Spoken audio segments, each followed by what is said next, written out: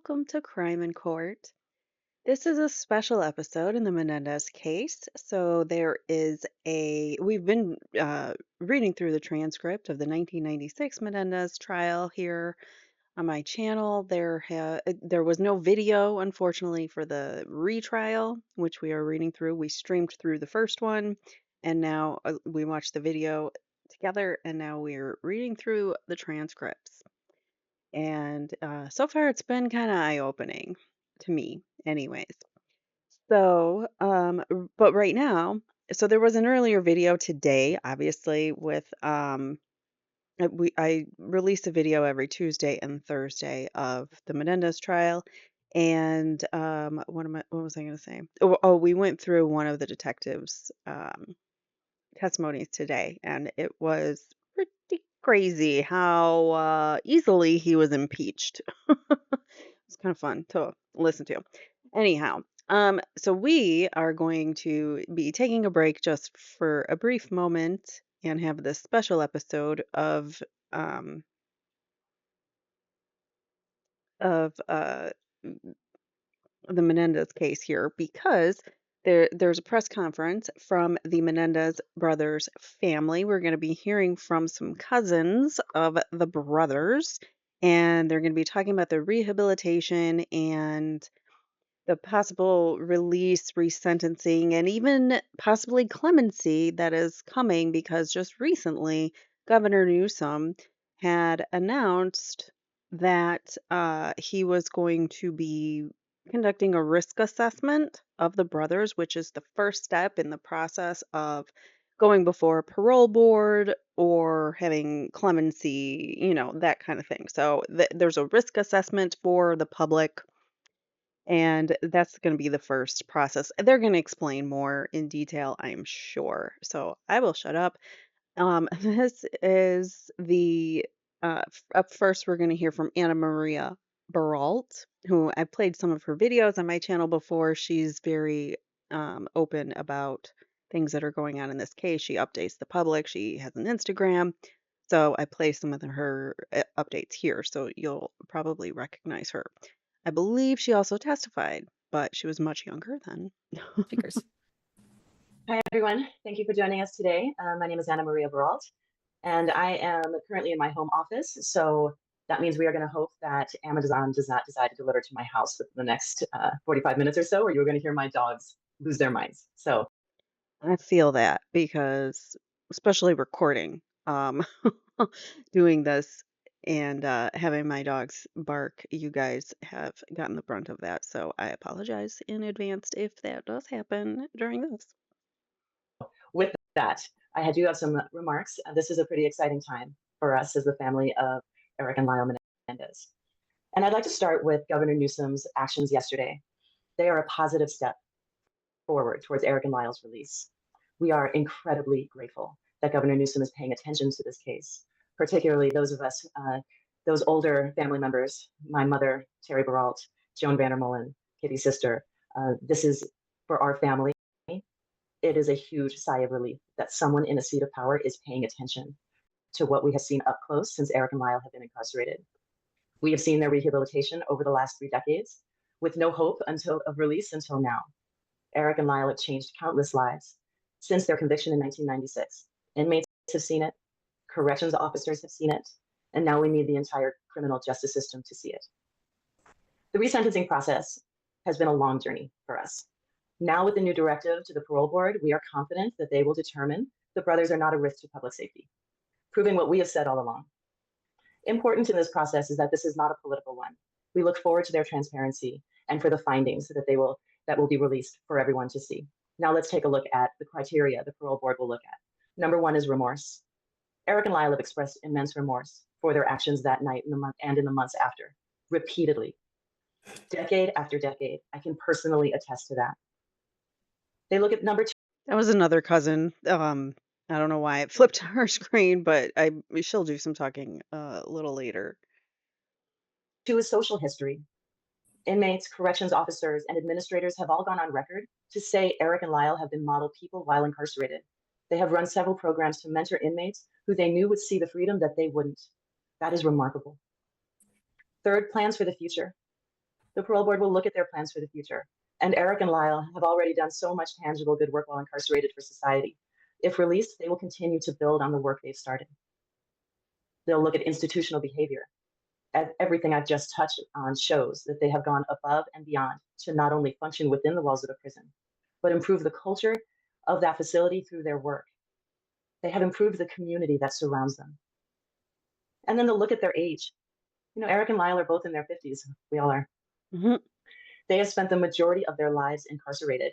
And incredibly, they've managed to build meaningful lives year after year, program after program. Right. And then they'll look at their lack of criminal history. They don't have a prior criminal record outside of making a horrific decision as a direct result of the abuse they endured for over a decade. The parole board must also factor in the fact that Erik and Lyle were still kids at the time of their actions. So Lyle was 21 and Erik was 18 at the time of the killings. There is overwhelming scientific research that proves the human brain, especially areas that regulate impulse control and decision making, is not fully developed until someone is in their mid-20s. As a mother of a 17 and 18-year-old boys, I can attest to that as well. Both the legislature and the courts have recognized that youthful offenders. So that we've talked about this in my channel before, the fact that your brain's not fully developed until you're about 25-ish, and sometimes it's even later for men, especially, but it could be a little even little later than that. So for us to have juveniles put away, locked away for their entire lives, that's really not beneficial to society in any way. Lyle and Erik, imagine the good that they could be doing. Look, all the good that they've done in their prison. Imagine the good that they could be doing outside of the prison walls. So it's just, there's no reason to keep them behind bars anymore, in my opinion. Have diminished moral culpability and a greater capacity for rehabilitation based on widely accepted scientific evidence on adolescent brain development. They must take that into consideration. I'll pass it over to Tamara. Thanks, Anna Maria. I just really want to go over everything that they have done since they were convicted in 1996. I think it's incredibly important to stress that Erik and Lyle went into prison, into incarceration during their formative years. This is another cousin, FYI, just in case you didn't see her pop up on the screen briefly before. This is another cousin, Tamara, I think her name is, she said. I can't remember what it is. Another cousin. And have, for all intents and purposes, created careers for themselves while they have been incarcerated. And that is incredibly moving for all of us. While incarcerated, Erik has created and led several impactful programs, which I will detail now. The Life Care and Hospice Connections Program, which is an ADA awareness and support group assisting disabled and elderly inmates while educating others about the challenges faced by less able peers.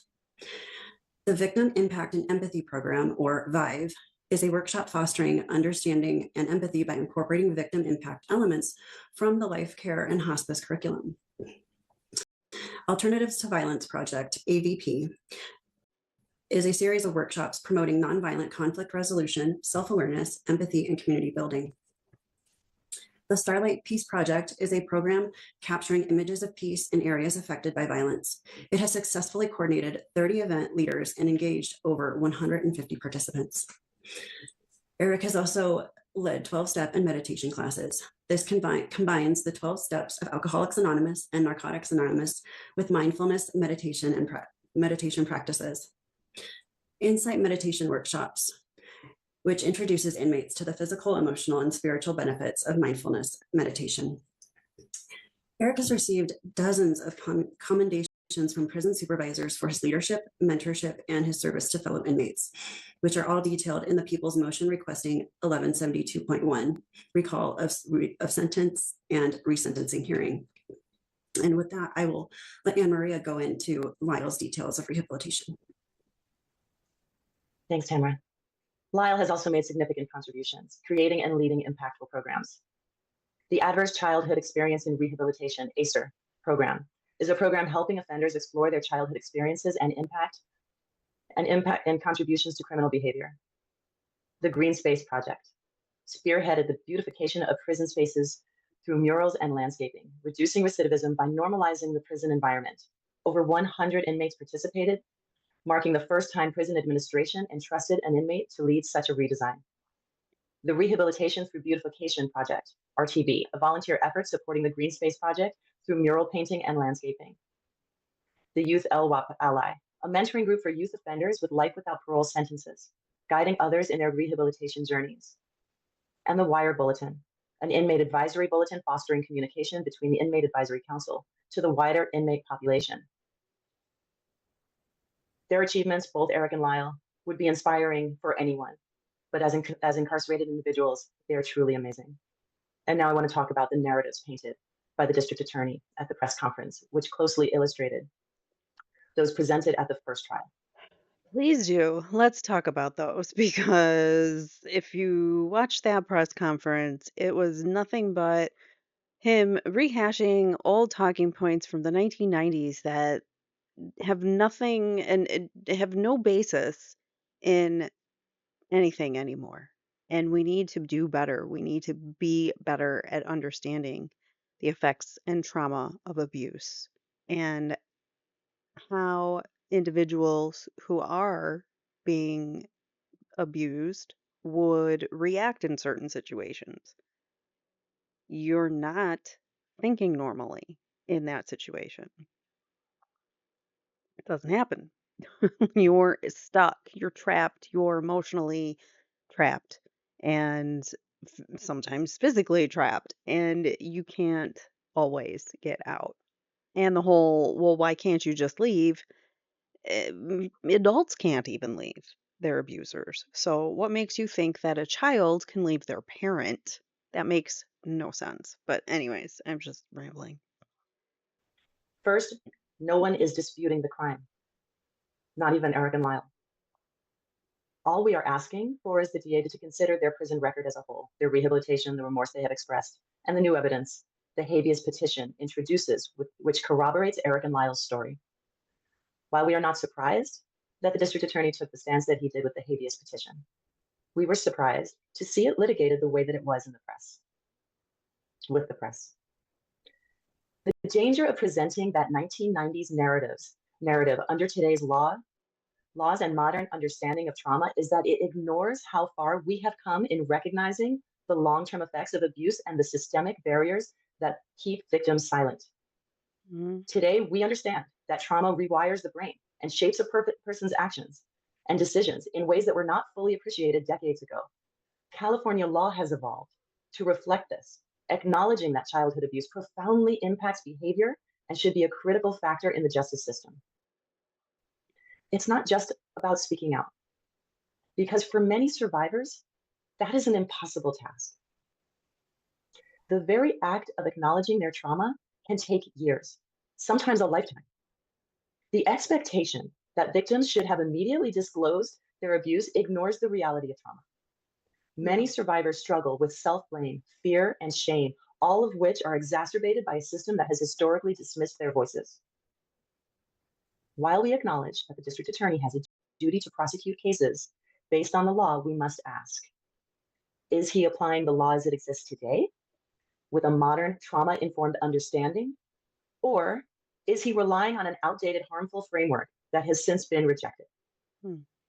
While we don't want to focus too much more on his comments on the habeas petition, we do want to take a moment and address his comments on the letter Erik sent to Andy and Roy Rosello's testimony. Andy received the letter in December of 1988. The time for proving the authenticity of the letter will be discussed in court. But what we can say now is that Andy was a teenage boy at the time. He was 15, by the way. Actually, I think he was still 14. With all of the mounds of evidence presented in the first trial, it's only natural for a teenage boy to not realize he is sitting on critical evidence. Right. Andy wasn't a lawyer. He wasn't even an adult. To pose the question now, decades later after he passed, of why wasn't the letter submitted back then, is like asking a teenager who got an offender bender, why didn't you call the police to file a report? Because a teenager doesn't know any better. He didn't realize how vital that letter would be to the case. Second, he indicated that Roy Rosello's testimony doesn't meet the habeas standards because he didn't come forward sooner. The whole point of a habeas petition is to include new evidence, and Roy coming out to share his story in his own time is new evidence. Exactly. Again, how many Exactly. He just completely negated the entire existence of the abuse during that press conference by saying that they're all liars. The whole family, basically. Anyone who was there, who even the journalist who found it. He found the letter in going through Andy's things after he passed away. Calling everyone involved a liar. I don't get it. Since then, though, Governor Newsom has said that the comments that Nathan Hochman made about the abuse and or lack thereof, which he thinks there is a lack of, it said that those were a mistake and that he did this whole risk assessment push for the risk assessment in order to kind of persuade or push Nathan Hochman into um, agreeing with a resentencing to, advocate for a resentencing in his response. So that's just an interesting fact because after he negated everything, now we've got Governor Newsom kind of like backtracking for him, which is interesting. I think he got a lot of backlash from that. victims have stayed silent because of the systems that are designed to silence and dismiss them? Let's bring the case back to 2025. Camera. Thanks again. It is also critically relevant to discuss the fact that California law increasingly acknowledges that youthfulness impacts decision-making, often leading young people to have irrationally or dishonestly in stressful and traumatic circumstances. Such youthful missteps should not overshadow or negate subsequent truthful disclosures. We, including California state law and every clinical psychologist, now understand that trauma, especially at a young age, can rewire someone's brain. The trauma, like Erik and Lyle endured, cripples victims' ability to think rationally before, during, and after taking action. Today, there's overwhelming evidence of adverse childhood experiences, or ACEs, which show that early exposure to severe abuse fundamentally alters a person's mental and emotional behavior. If Erik and Lyle were tried today, California law would have compelled Hochman's office to consider the abuse that molded every fiber of their being. But Erik and Lyle are not kids anymore. They are grown men who have transformed their lives while incarcerated. We wish the DA had spoken about the programs that they have spearheaded, the support groups that they have started, the higher learning that they have pursued, and the numerous other inmates that they have inspired. Through their work, Erik and Lyle have shown who they really are, not who Jose and Kitty made them. They did all of this while fully knowing it may not mean a release for them, but a difference for those with whom they have served time. Erik and Lyle have dedicated themselves to extensive rehabilitation, education, and service during their incarceration, earning widespread admiration from peers and prison staff. And it's so important to emphasize that all of these actions and rehabilitation activities that they have completed were all done without any hope of being released. Right. And with that, I'll let Anna Maria talk about more growth and leadership. I need to unmute myself. Erik and Lyle's remarkable growth, leadership, and rehabilitation efforts underscore their readiness to lead meaningful and productive lives outside of prison. Let's keep focusing on this. For our family, it has been 3 painful decades. We have been forced to live through the trauma every day since August 20th, 1989. We have become victims in this process. We have been laughed at, ridiculed, and forced to relive the pain over and over again. We ask that people visit our coalition page at justiceforerikandlyle.org and sign the petition that's there. Thank you so much for your time. We'll open it up for questions. Again, as a reminder, please either raise your hand or submit your question to in the Q&A box that is at the bottom of the screen, and we will answer your questions. Obviously, must have been like on a Zoom or something because they had participants, but people in the chat um, I think could also answer questions. This is on Court TV where I'm streaming it from. Anna Maria Baralt had said that it was supposed to be streaming from Associated Press, and for some reason I didn't see it popping up on that Associated Press website, but it came up on here, so I just went with the Court TV. So I don't know what chat she's actually answering, but they're answering questions now regarding Eric and Lyle's release, resentencing, clemency, all of it.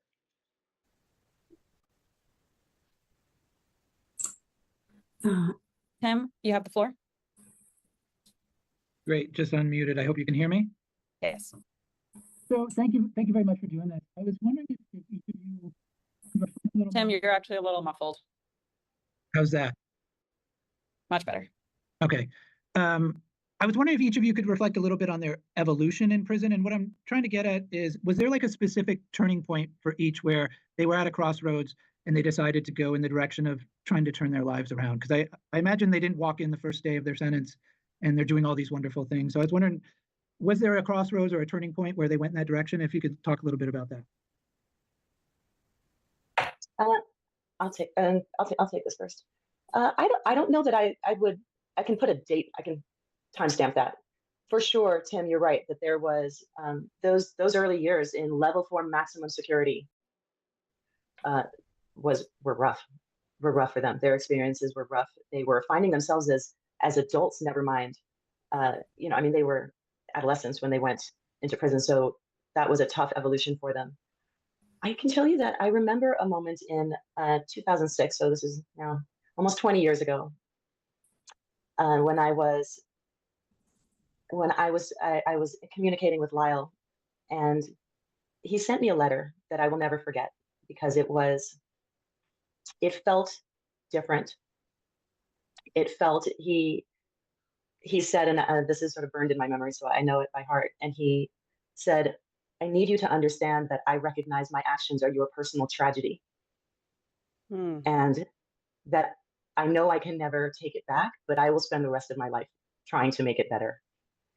Oh. And it was so stunning to me. I had seen him growing, but it was for me, it marked like this was a man who was taking complete ownership, complete accountability.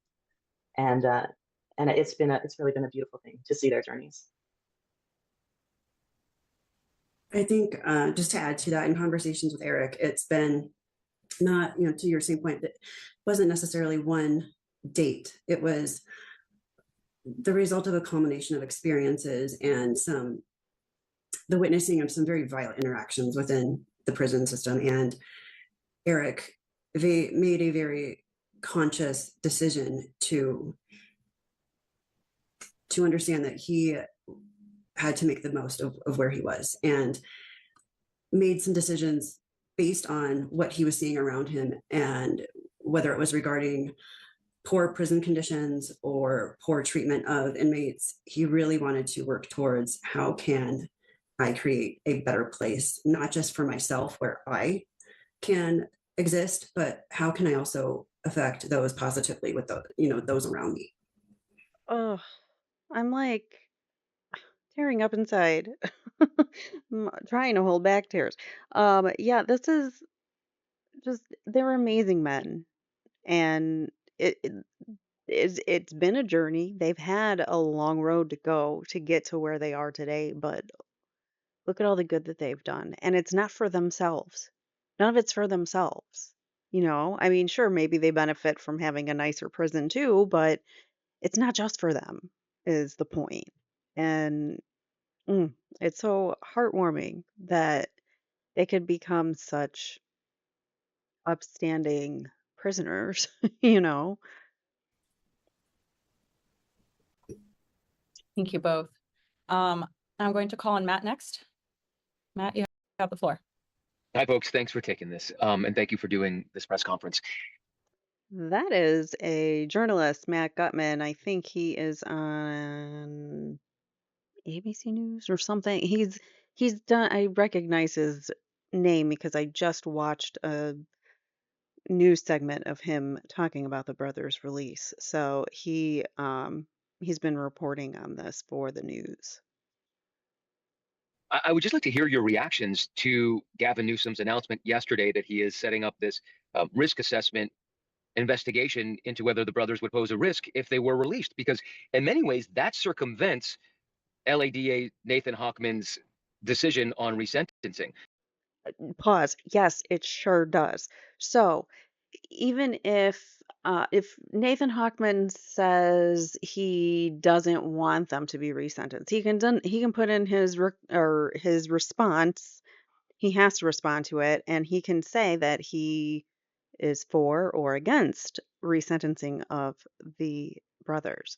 Like I said, this move by Gavin Newsom, the governor, to start the proceedings to get clemency going is kind of a kick in the rear to to Nathan Hochman saying, why don't you approve or, advocate for their resentencing slash release? Because that's where I'm leaning.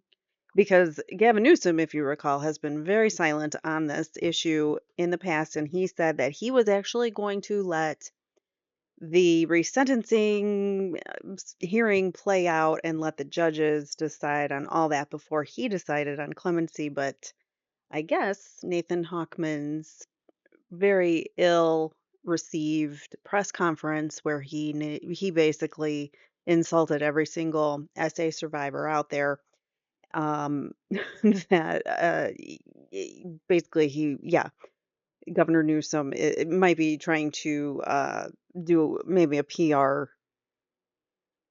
shift in the bad news that they might have been getting or the bad press that they were getting. But anyways, so Matt Gutman, yes, he made a good point there. I mean, almost effectively, it sets resentencing in motion. And I wanted to get your impressions when you first heard that news. I'll take this. I was thrilled. First of all, I had a meeting with some of the members of the governor's office on Monday, where I was told, it was thrilling. Although it was the beginning of the meeting was, we're not granting clemency, so keep your expectations in check. I was like, okay, but we are taking this step and we are providing risk assessment. And it was, there were definitely some caveats, like there are no guarantees. So remember that, this is not a guaranteed process. This is a very rigorous process that we are going to go through because it is very important to California that they have a low recidivism rate. So they will be doing a very rigorous and full process with it. But this is huge. I mean, this is huge. And I cannot thank Governor Newsom enough for stepping in and initiating this process. We as a family, we understand that this is not without professional risk for him. So for him to step in and say, okay, let's actually find out if this. He's actually been getting a lot of backlash. Everyone, like people are saying, well, California's burning down and California's this and that and broke and blah, blah, blah. But let's talk about the Menendez brothers. Like, this is just a distraction politically. But I say that this is actually the justice system righting a wrong that it needed to correct a long time ago, in my opinion. And thank goodness that we have someone that's willing to look at that. So thank you, Governor Newsom. This is, if this is doable, let's do a risk analysis and then we can move forward. It's a huge relief. It's a huge relief to us. Anna Marie, I have to ask you, can you take us into that room in that moment? Were there audible gasps? Were people, sort of like high-fiving? What was that mood like, and how did you and the people with you react? Well, it was a very small group of people, like 3 people. And it was virtual. So I would have been high-fiving the air. And so I couldn't be high-fiving. I certainly gasped in relief. And it was that was great news. Yeah. Thank you. Awesome. Great. Veronica, I'm going to call on you next. Hi there. Can you hear me okay? Thank you so much for calling on me. So I'm curious about the relationship that you have with District Attorney Nathan Hochman seemingly very different than the relationship that you had with the former DA George Gascon. Can you comment on the decision to not recommend a retrial? Have you spoken with him? If not, do you have a message for Nathan Hochman? Ooh. Do you want me the relationship is absolutely different. Gascon seemed much more open to modern thought processes of, where is the law today? What does compassionate look like? And what does trauma-informed practice look like? Very honestly, what we heard from the LADA's office the other day felt very disparaging. It felt like a continuation of the narrative from 1989, and very honestly, it was very frustrating. There have been so many developments that could have been brought into focus, and it was incredibly disappointing to hear that there was no mention of the rehabilitation, no mention of the positive contributions that Erik and Lyle have made to the prison system. And I say system because they have been in multiple facilities, each of them. So it's really important to recognize that and to know that they have had so many recognitions and commendations from the officers, and that went unnoticed by him, or at least he made it seem that way. So it was very, very disappointing, in my honest opinion. So Anna Maria, I'll let you speak to that. Well, first of all, we, with the last administration, we worked with Brock and Nancy, were the ones who headed up that resentencing group, and that they were tremendous. They were really supportive. I believe she's talking about the two attorneys that were working for the district attorney's office under George Gascon, and both had been really the two that were really perpetuating this whole resentencing and looking at the Menendez brothers case all over again. And those two individuals, unfortunately, when Nathan Hochman came into the office, were cut. Both of the individuals who were initiating this process were cut from the DA's office by Nathan Hochman. So just let that sink in. It's definitely an indication of where Nathan Hochman's head is at this moment. And they were very well informed about trauma. I think the press conference with the district attorney last Friday it felt extra hurtful because it was only a few weeks ago that dozens of us sat in his office and described to him the horror of being in this victim's family, with 35 years of being re-traumatized over and over and over. That just makes me hate Nathan Hochman even more. Like, I don't hate him, but I really dislike him, especially after that press conference. And now knowing that he literally just sat there and listened to them all wanting to stop the traumatization, stop the re-victimization of all of this and send them home. And and then here he goes and does a press conference where he's completely disrespectful of the entire family, calls them liars, just rude on all counts, pretty much. With my 85-year-old mother with cancer sitting 10 feet away from him, literally sobbing in front of him. And then to see him decide to go make a press conference that didn't have to be a press conference, and just in gruesome detail and even a little bit embellished. There were details that weren't even accurate as far as the original crime scene. So that felt really hurtful to a lot of us.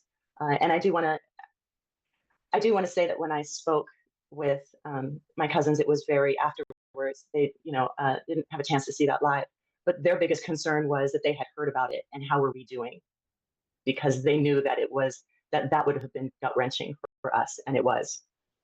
So their first reaction after hearing that hearing the bad press about that press conference was to make sure that their family members were okay, because they knew it would affect the family members and be hurtful to them. This is the kind of this is the kind of people that they are. They are caring, loving, generous, compassionate, very intelligent and self-aware men today that from looking at, them in the 90s to now, like total transformation, just complete transformation. So that's my reaction. And to piggyback on what Anna Maria said, Erik had just said, we need you strong. And they both really, they mirrored our frustration, but they also said, let it go. We need to focus on moving forward. And so the brothers are the ones telling the family, It's okay, pick yourself up, let's keep going. Don't stop, just full steam ahead, basically. That's so, like, this is so telling of who they are as people. that is our focus. Thank you. Hannah, you now have the floor.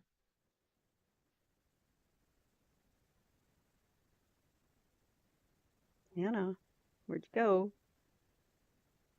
Hannah, if you still have a question, I think you should be unmuted.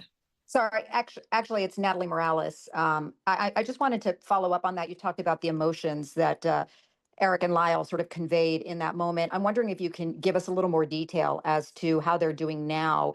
Of course, following Friday's news conference from Hochman to then the turn of events yesterday with the governor announcing this risk assessment.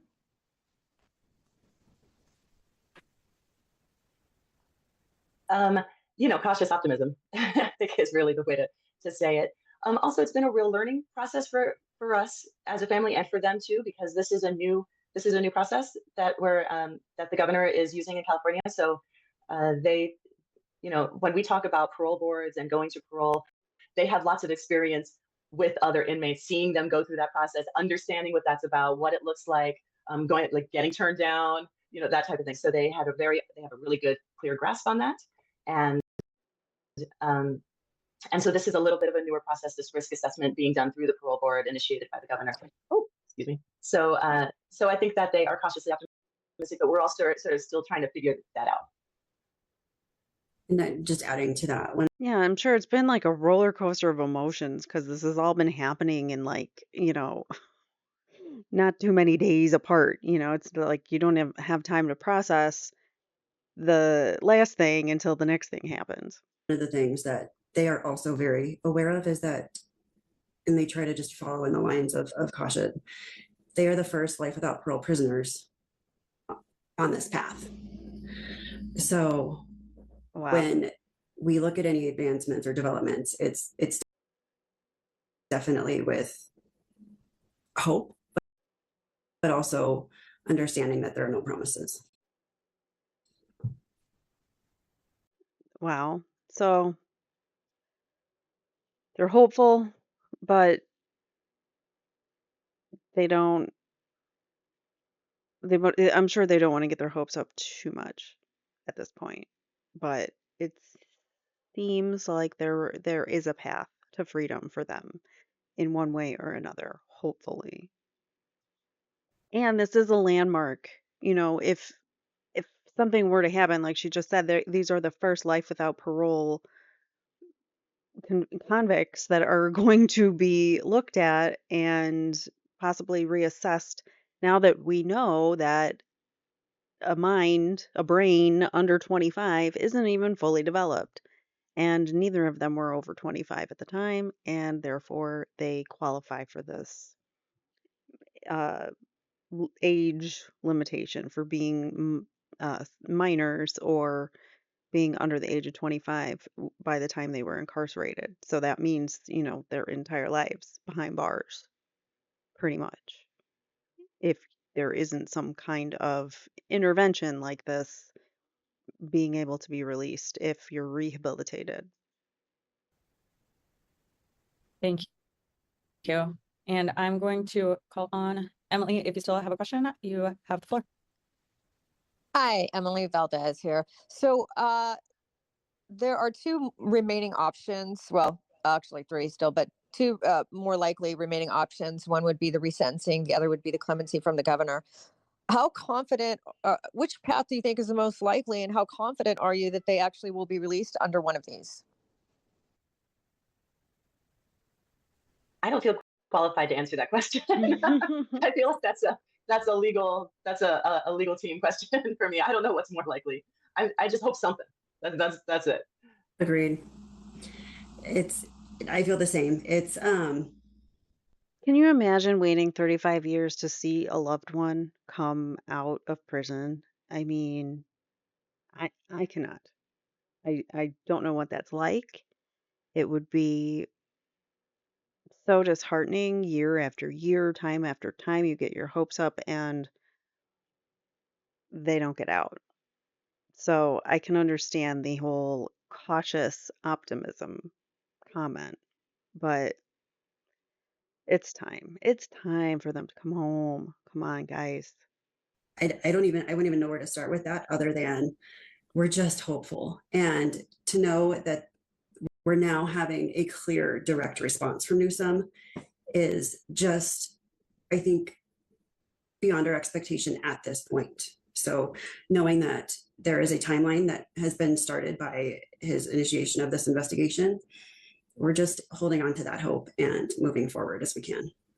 And do you know if the governor's investigation will be done by the time their next court hearing on March 20th? That I don't know. I know that they have 90 days, but we have not been given any more information than just knowing that it's been initiated. Okay. And just for clarification, can you each clarify your relation to Lyle and Erik for me? Sure. I'm a first cousin. So Jose was my mother's brother. And I am a second cousin. My mother is Karen Vandermolen, which has been interviewed multiple times, but then my grandmother is Joan. So Okay. Jamie, you're up next. You have the floor. Hi. So, previously, you guys had expressed concerns about conflicts of interest within the DA's office. And earlier you mentioned Nancy and Brock, who, were going to file that lawsuit against DA's office for discrimination, as well as Milton's That's because they got fired after Nathan Hochman joined. That's the two that I was telling you got canned. lawyer, I think, being hired into the office. Are those still concerns for you guys? Are you doing anything about it? Still calling on someone else to take over the investigation, or what's the status on that? Those were certainly concerns of ours, but we're not taking any sort of formal steps regarding that. That's one of the reasons we are just so thrilled that Governor Newsom decided to step in and initiate this process himself. We're super, super grateful. Thank you. And we're going to do one last question. Edgar, you're going to have the floor.